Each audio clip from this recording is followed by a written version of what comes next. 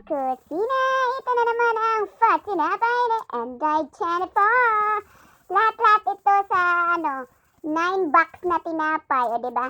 Ang nakabook lang 5. O diba? Dumagdag na naman yung 4. O diba? Sana all talaga itong mga customer ko. Gustong ura-ura. Diba? Pero salamat pa rin po sa inyong lahat.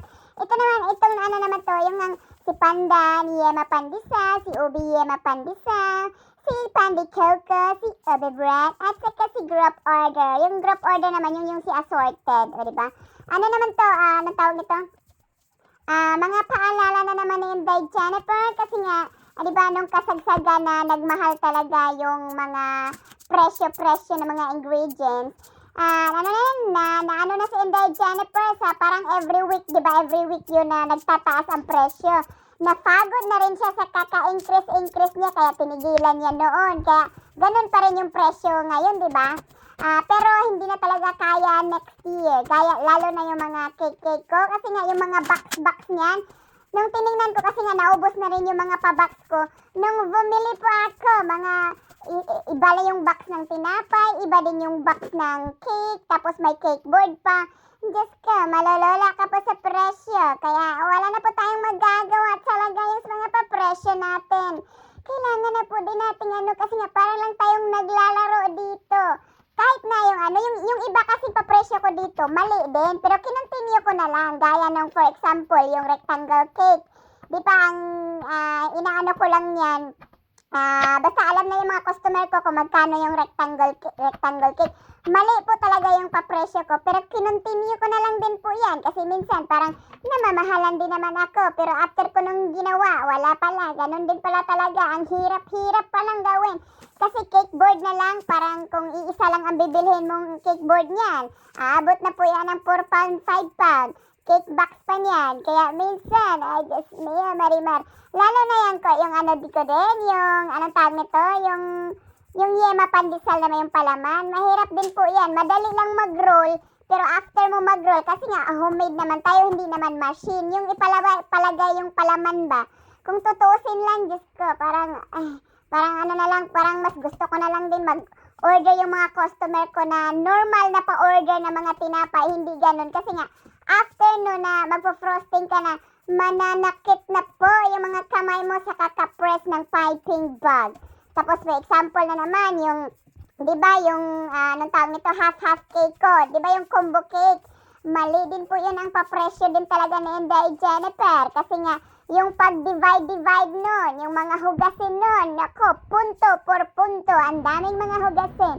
Pinagpatuloy pa rin yun Enday Jennifer. Kasi nga, para mang sarili ko, parang binilang ko na rin as a customer, parang mahal talaga. Pero kung tutuusin talaga nung after na malaman mo yung pagod, masasabi mong, oo nga pala, mali talaga. Pero kung iisipin ng aking mga customer, Diyos ko, namimili lang po ako sa mga shop, mga local shop na mga ingredients ko lahat-lahat.